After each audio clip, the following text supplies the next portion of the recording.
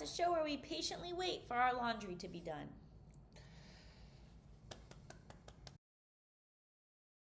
Well, we have a very exciting episode for everyone today because we are announcing John's re-entry into the world of professional riding. Whoa. That deserves a clap. So tell them what you're up to. Okay, so I am launching a Substack where I am going to be writing personal essays about my life. And I am looking at that through the lens of modern manhood, of masculinity. And before you turn off this video and wonder what that is, I'm going to talk about like why I thought that was an appropriate frame. And first of all, it was Allison's idea. And so I've generally learned that when Allison has an idea to frame something a certain way, she's right. I forgot it was my idea. It was your idea, yeah. Yeah, it was your idea. Cool. I hope it does well. But I'm going to be a father in a few months. And that really feels like an entry into like middle age and a time to reflect and think about like what it means to be a man and what it means to raise a son. And part of my journey is also about being open about the fact for the first time that what it's like for me to have been a son, and the fact that I'm currently estranged from my parents and have been on and off for, like 7-8 years. It's been on and off. I know this is not at all about me, but this is the greatest secret I have ever held. Allison, I have never once yeah. discussed this publicly.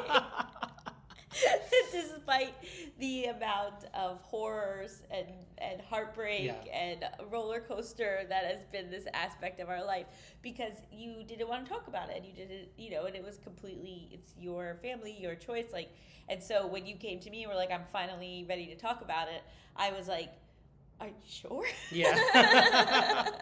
No, I mean, first of all, the abuse and the awfulness that you've had to go through, I just feel incredible guilt and shame about.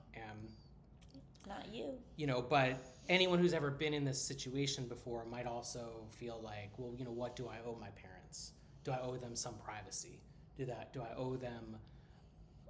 And also, I think I have long harbored a secret hope that they will change, that they will finally accept me, accept you, and just be nicer. And like doing this, writing about it, talking about it publicly, or letting you talk about it publicly, I have always felt like feels like burning down a bridge to something like I really like desperately deep down would love to build again. But in the last month, I would say it just feels like this well is completely dry.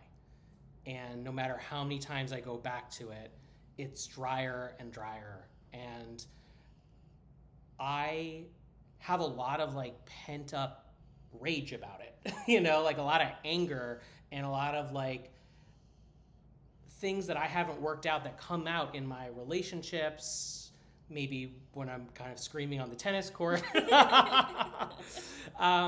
And I think it's just like time's up, and I'm going to like talk about it and talk about my experience of it and try to use this platform both to connect with people who maybe have experienced things like this before, but also just like to make me into like a better man so that I can be like a better father, husband, and like semi-public person now because of you and our podcast.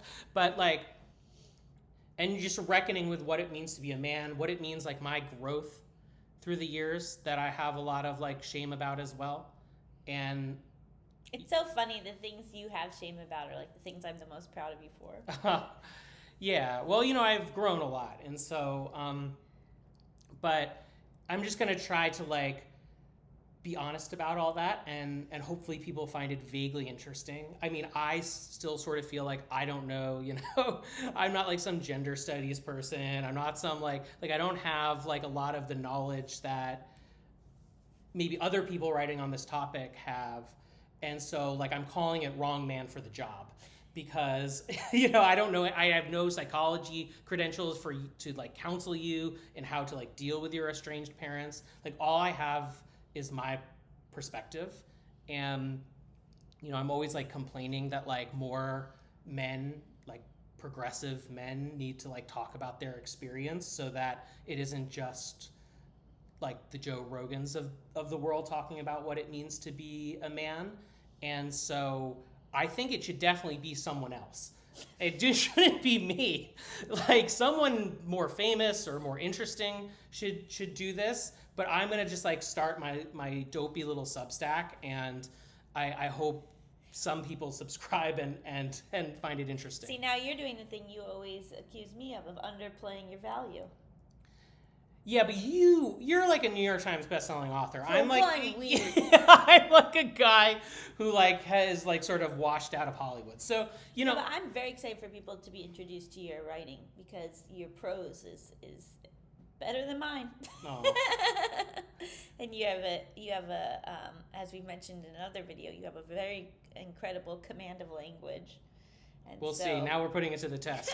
Whether or not it will be one of the most popular Substacks, I truly believe it will be one of the best written Substacks. Oh, thank you, honey. It's funny. I sat down to write it, the first one, the other day, and a lot of times my prose is like really polished, and like I really takes me a long time. You always are amazed by how long such a little amount of writing takes me.